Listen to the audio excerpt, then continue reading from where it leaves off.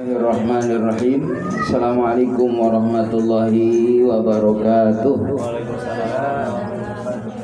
Hamdan wa syukran lillah, salatan wa salaman li rasulillah. Asyhadu an la ilaha illallah wa asyhadu anna muhammadan abduhu wa rasuluh. Allahumma salli wa sallim ala sayyidina Muhammad wa ala alihi wa sahbihi ajma'in. Qala Allah ta'ala fi kitabihil karim. Bismillahirrahmanirrahim. Fadhkuruni azkurukum washkuruli wa la takfurun. Wa qala ta'ala aidan fi ayatil ukhra. Bismillahirrahmanirrahim. Rabbana hab lana min azwajina wa dhurriyyatina qurrata a'yunin waj'alna lil muttaqina imama. Wa qala Nabi sallallahu alaihi wasallam kullu mauludin yuladu 'alal fitrah fa abawahu yu'awidanihi aw yunassiranihi aw yumajjisani. Shadaqallahu sadaqa Rasulullah sallallahu alaihi wasallam. Saya beserta keluarga yang saya hormati, juga tamu undangan yang berbahagia. Alhamdulillah kita bersyukur pada Allah Subhanahu wa taala pada kesempatan yang baik ini kita dapat bersama-sama silaturahim memenuhi undangan Sahihul Bait. Mudah-mudahan kehadiran kita senantiasa mendapatkan barokah dari Allah Subhanahu wa taala. Tentunya pada acara ini diminta untuk mendoakan Ananda yang alhamdulillah diakikahkan. Semoga Ananda Alisha Fatimah. Mudah-mudahan Ananda Fatimah Alisa ya menjadi bintun salihatun, anak yang salihah yang bisa membanggakan kedua orang tuanya, keluarga besarnya, dan hidupnya diberikan manfaat maslahat untuk mencapai kesuksesan dunia dan akhirat. Amin ya Allah ya rabbal alamin. Jamaah yang dimuliakan oleh Allah, mengapa kita wajib bersyukur pada Allah Subhanahu wa taala? Karena memang kalau kita mengkalkulasi nikmat Allah Subhanahu wa taala amat begitu banyak. Nikmat sehat, nikmat panjang umur, nikmat rezeki, termasuk nikmat kesempatan kita silaturahim ini. Bisa bayangkan jamaah rahimakumullah, tidak sedikit saudara kita yang pada saat ini berada di rumah sakit, sedang diuji oleh Allah Subhanahu wa taala. Alhamdulillah pada kesempatan ini kita diberikan nikmat oleh Allah Subhanahu wa taala berupa sehat. Karena yang namanya sehat ini jamaah rahimakumullah adalah nikmat yang berharga setelah iman.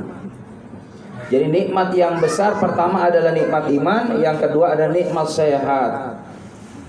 Makanya kata Nabi, nikmatani maghbunun, ada dua nikmat yang seringkali dilupakan oleh manusia. Yang pertama adalah nikmatus sihah, yang kedua adalah nikmat waktu. Ini nikmat ini banyak orang pada nggak sadar, pada melupain bahwa itu adalah merupakan modal. Kita bisa beraktivitas itu kan karena sehat. Kita bisa ibadah karena sehat. Kita bisa mengunjungi saudara kita karena sehat. Kita bisa bekerja. Makanya ketika kita mendapatkan sesuatu hasil dari usaha kita, jangan pernah kita lupa kepada Allah. Kita sehat, yang ngasih sehat Allah. Lalu kadangkala kita terucapkan, semua ini kan hasil kerja saya. Ya boleh secara syariat, tapi hakikatnya Allah.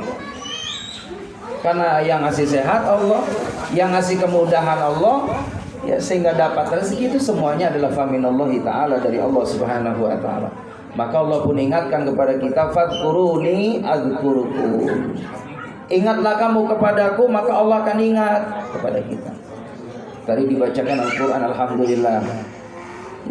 Jadi rumah kalau dibacain Al-Quran itu rumah yang diberkahi oleh Allah.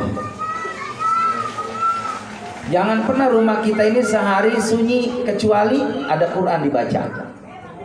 Kata Nabi, nawiru buyutakum bisolah wa qiraatil Quran, terangi, hiasi, cahayai rumahmu dengan apa? Dengan salat sunnah. Kalau salat fardu bagi laki-laki bagusnya berjamaah. Tapi kalau salat sunnah di rumah, baik itu salat duha ataupun salat tahajud, itu bagusnya di rumah. Karena orang yang rumahnya diisi dengan salat sunnah, maka insya Allah rumah itu akan dapat yang namanya baiti jannati, rumahku adalah surgaku. Jadi rumah surgaku itu bukan karena banyak bermacam-macam aksesoris, tapi bagaimana rumah itu dibingkai dengan ketaatan, dengan kesolehan. Dan orang yang dihidupkan rumahnya dengan amalan sunnah, baik itu sholat duhanya, baik itu sholat tahajudnya, kalau dia minta kepada Allah, maka doanya cepat dikabul oleh Allah. Alhamdulillah, subhanallah, karunia dari Allah ya. Yang namanya bicara anak itu, masya Allah, itu kekayaan kita. Makanya orang kalau sudah rumah tangga nih, lama nggak ketemu nih, 15 tahun, pasti akan ditanya udah berapa anaknya, betul? Ya kan, kalau udah rumah tangga nggak ada orang cerita rumahnya udah berapa rumah, ya kan? Yang ditanya sudah punya anak berapa, karena anak itu investasi yang luar biasa, kekayaan yang luar biasa. Dan kalau kita punya anak yang rahimakumullah, berarti ada harapan kalau kita sudah tidak ada yang meneruskan sejarah kita. Dan kalau kita sudah menghadap Allah, ada yang mendoakan kita. Kan 3 nih. 3 orang yang akan setia dengan kita, yang terus doanya akan berlaku sepanjang hayat, bahkan sepanjang zaman. Siapa orang yang doanya tidak pernah putus? 1, doanya orang tua terhadap anak. Itu nggak bakal putus itu. Lalu yang kedua, doanya anak terhadap orang tua, nggak bakal putus. Lalu yang ketiga adalah karib kerabat kita, keluarga kita nih, masya Allah. Kalau kita nggak ada, jamaah rahimakumullah, ngedoain kita, orang tua kita, pasangan kita, mertua kita, anak-anak kita, sahabat-sahabat kita, itu akan selalu memberikan ya support, memberikan ya bantuan kebaikan buat kita, baik bantuan secara fisik ataupun non fisik. Jamaah yang dimuliakan oleh Allah Subhanahu wa taala, ayat tadi yang dibaca adalah pesan dari Luqman. Luqman ini bukan nabi, Pak, tapi beliau adalah waliullah. Beliau adalah kekasih Allah. Kenapa orang biasa dicintai sama Allah? Karena punya amalan istimewa. Jadi Luqman itu dalam suatu hikayat, cerita itu, ya orangnya sederhana, orang biasa, orang kampung, ya. Tapi kenapa diangkat derajatnya oleh Allah Subhanahu wa taala, diberikan hikmah? Karena memang Luqman itu sangat cinta kepada Allah. Orang kalau sudah cinta kepada Allah Subhanahu wa taala, diangkat derajatnya oleh Allah Subhanahu wa taala menjadi waliullah, kekasihnya Allah. Karena wali itu maknanya kekasih. Dan ini peluang ini tidak menutup kemungkinan kita semua punya potensi itu. Kalau ingin menjadi kekasih Allah Subhanahu wa taala, prioritaskan kita cintanya kepada Allah. Karena memang pantas yang dicintai Allah. Karena Allah abadi selamanya. Kita nih cinta kepada makhluk bakal ditinggal. Kalau kita sudah cinta kepada Allah, cinta kepada Nabi Muhammad, maka pasti makhluk itu akan didasari cintanya karena Allah. Makanya Allah katakan dalam Al-Quran, Qul in kuntum tuhibbunallah fattabi'uni yuhibbukumullah. Katakan Muhammad, jika mereka mencintai Allah, maka ikuti Nabi Muhammad. Amaliannya seperti amalia Nabi Muhammad. Seperti acara akikah, ini kan tuntunan dari Nabi Muhammad. Kalau ngikutin sayang Pak gitu. Makanya saya sering sampaikan ke jamaah, yang belum akikah. Karena anak kita masih tergada. Kecuali akikah itu untuk yang melepaskan akikah, ya, tergadai itu. Kalau anak kita sudah diakikahkan, subhanallah, insya Allah kedepannya itu rezekinya akan dimudahkan oleh Allah Subhanahu wa taala, karena akikah itu dinilai sedekah. Kalau Imam Syafi'i itu batasnya, ya, selama dia memang ada kemampuan silakan akikah. Walaupun hadisnya ketika usia, ya, sebelum balik, 7 hari dari kelahirannya, 14 hari, 21 hari. Dan kalau sudah diakikahkan berarti kita sudah mengikuti tuntunan Nabi Muhammad SAW. Kata Nabi, man ahya sunnati faqad ahabbani wa man ahabbani kana ma'i fil jannah.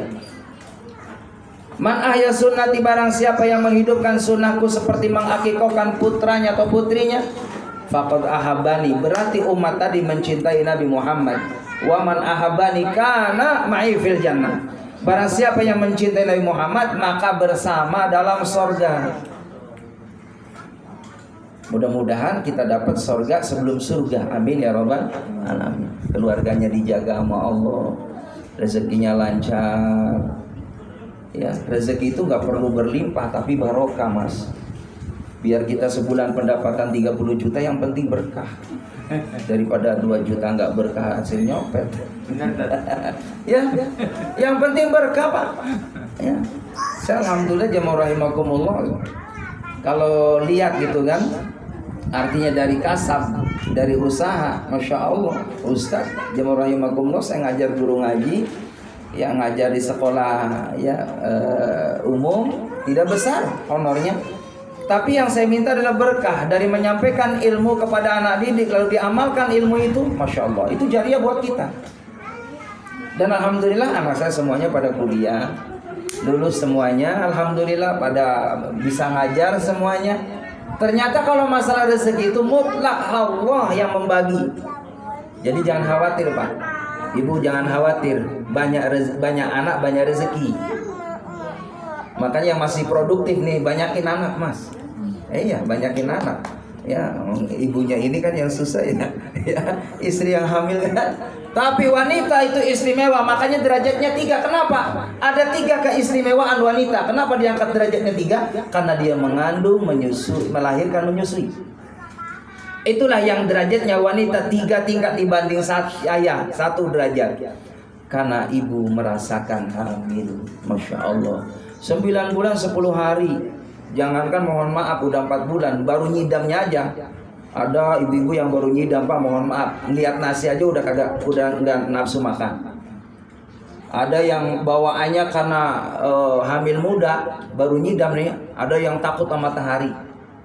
Ada yang gak demen mandi. Ada lagi yang mohon maaf nggak senang sama suami, lihat suami nggak senang banget. Ada yang ada begitu ada. Giliran malam kumpul lagi. Jadi jamaah rahimakumullah, maka subhanallah pantas wanita itu mulia derajatnya di sisi Allah karena 9 bulan 10 hari standarnya wanita hamil, lalu melahirkan perjuangan antara hidup dan mati, maka pantas wanita ya Allah dimuliakan oleh Allah Subhanahu wa taala. Karena perjuangannya luar biasa. Bahkan surga itu ada pada ridho daripada orang tua kita, terutama ibu. Al jannatu tahta aqdamil ummahat. Surga itu di bawah telapak kaki ibu. Artinya apa? Kalau kita pengen dapat surga dunia akhirat, muliain bunda kita. Jangan pernah kita punya cita-cita tinggi dan akan bisa kita raih harapan kita, keinginan kita, kalau kita tidak bakti sama orang tua. Ada 4 nih jamaah rahimakumullah yang dia diputus berkahnya oleh Allah. Naudzubillah min dzalik. Jangan sampai kita nggak dapat berkah hidup. Siapa mereka? Yang pertama, uqul walidain. Orang yang nyakitin orang tua itu berkahnya diputus sama Allah. Biar dia kaya nggak nikmatin kekayaan. Biar dia terkenal nggak bakal tenang hidupnya. Gelisah dia. Karena orang tuanya nggak ridho, lalu Allahnya nggak ridho. Kan ayatnya jelas tadi itu, yang dibaca itu kan. Orang tua sudah bimbing kita, masya Allah, dari kita yang mengenal Allah, kita diajar ibadah kepada Allah, kita diajar akhlak. Itu semua dari orang tua kita. Dan alhamdulillah, masya Allah, ayah bunda kita saking sayangnya sama kita. Dari mulai proses orang tua kita minta sama Allah, Allahumma ja'al nutfatan dzurriyyatan thayyibatan ya Allah. Jadikan ini si jabang bayi, calon jabang bayi jadi anak yang baik, anak yang sempurna, anak yang saleh ya Allah. Allahu Akbar. Kita bisa sempurna seperti ini doa orang tua. Bahkan proses alhamdulillah dari anak-anak, dari bayi, anak-anak, remaja, dewasa jadi orang tua. Ini semua tidak lepas, di situ ada kaitan doa dari orang tua kita. Makanya kita bisa seperti ini. Allahu Akbar, demi Allah, ada doa orang tua di sana. Kita nggak punya apa-apa kalau tidak dapat kekuatan doa dari orang tua kita. Makanya manfaatkan kalau ayah bunda kita masih ada, hadirin. Keramat kita ini mohon maaf, bukan kita nggak boleh ya ziarah ke wali, silakan ziarah ke wali. Tapi ada keramat sebenarnya di dunia ini adalah ridho dari orang tua kita. Libatkan orang tua kita. Kita mau bikin rumah, undang orang tua kita. Ayah bunda doain saya bikin rumah. Mau punya cita-cita mulia, mau berangkat ibadah umroh, mau punya apapun itu, libatkan orang tua. Karena doanya orang tua terhadap anak, kadoain Nabi ala umati, seperti doanya Nabi terhadap umatnya, tidak akan ditolak sama Allah. Nah, orang tua kita ini 3. Orang tua kandung, orang tua mertua, orang tua yang ngajarin ilmu sama kita. Termasuk guru. Itu nggak boleh kita ngilangin jasa guru kita yang ngajarin Iqra, yang ngajarin Quran itu. Saya mohon maaf, kalau pulang kampung nih ketemu sama guru saya, mohon maaf, saya cium tangannya. Saya cium tangannya. Walaupun mohon maaf yang lain jangan rahimakumullah, karena saya di sana gitu kan, sebagai orang yang dituakan, sesepuh gitu kan, ulama di sana, orang pada cium tangan, tapi saya tantang guru saya mencium tangan saya. Saya walaupun sudah jadi ustaz, tetap guru saya dulu yang membimbing saya. Dia adalah istimewa buat saya. Dan itulah kita cari berkah dari guru kita. Jadi orang yang punya ilmu, lalu dia tidak memuliakan gurunya, yang dia dapat ilmu dari dia, ini mohon maaf, tidak berkah ilmunya. Sama juga tadi, jangan pernah kita berharap berkah hidup kita kalau orang tua nggak ridho. Makanya diputus berkahnya kalau kita tidak ridho sama orang tua, tidak dapat ridho dari orang tua. Lalu yang kedua, siapa orang yang diputus berkahnya oleh Allah Subhanahu wa taala? Aqdul haram. Makanya biar sedikit, yang penting berkah halal. Jangan pernah kita melakukan hal-hal yang tidak diridhoi oleh Allah Subhanahu wa taala. Lalu apa yang menyebabkan kita diputus berkahnya oleh Allah Subhanahu wa taala? Ba'idu 'anil ulama. Jauh dengan para orang-orang saleh. Makanya kenapa tadi pesan Luqmanul Hakim, ajarkan anak kita Al-Qur'an, ajarkan akhlak kepada siapa? Orang yang punya ilmu. Makanya saya buka madrasah, Mas. Nanti ayah Dinda kalau kapan udah siap ngaji di Pak Ustadz, banyak, ada sekitar 80-90 dari sore sampai malam. Kenapa? Itu tanggung jawab kita. Orang tua yang berhasil, orang tua yang sukses, mohon maaf, bukan anak setelah lulus S1, S2 dia punya rumah, punya kendaraan, punya pekerjaan yang bagus, bukan itu. Orang tua yang sukses ketika anaknya bisa melaksanakan sholat 5 waktu. Orang tua yang sukses ketika anaknya bisa membaca huruf hijaiyah. Itulah sesungguhnya orang yang sudah mensukseskan anaknya. Kalau kita sudah ngajarin anak kita, udah kenal sholat, kenal Al-Quran, Pak, Masya Allah, Insya Allah berkah, Pak. Anak kita silakan merantau di mana saja, asal kenal Allah, asal baca ayat Allah, hidupnya berkah. Hadirin jamaah yang dimuliakan oleh Allah Subhanahu wa taala, mudah-mudahan insyaallah apa yang kita baca tadi Al-Qur'an ya, lalu hikmah daripada isi kandungan Al-Qur'an sudah saya sampaikan, kita mengambil pelajaran, tadabbur ya dari ayat Al-Qur'an, dan kita mengaplikasikan dalam kehidupan kita sehari-hari. Bagaimana perilaku kita sesuai dengan Al-Quran. Kita bicara sesuai dengan apa yang dimaui pembicaraan kita dengan sesuai Al-Quran. Begitupun aktivitas apapun. Keluarga kita sama, bingkai keluarga kita dengan aturan-aturan yang dianjurkan dalam Al-Quran. Insya Allah kita mendapatkan syafaat dari Al-Quran, dan tentunya kita mendapatkan kemuliaan dengan asal Al-Quran. Itu saja yang dapat saya sampaikan. Mari kita sama-sama munajat pada Allah Subhanahu wa taala. Allahumma shalli wa sallim ala Muhammadin fil awwalin wal akhirin. Salim radhiyallahu tabaraka wa ta'ala an kulli sahabat Rasul ajma'in. Ya Allah ya rabbal alamin. Alhamdulillah rabbil alamin, hamdan yafi ni'amu ikafi mazidah. Ya rabbana lakal hamdu kama yanbaghi li jalali wajhikal karim wa adil sultan. Rabbi fir lana dhunubana wa liwalidayna warhamhuma kama rabbana saghara.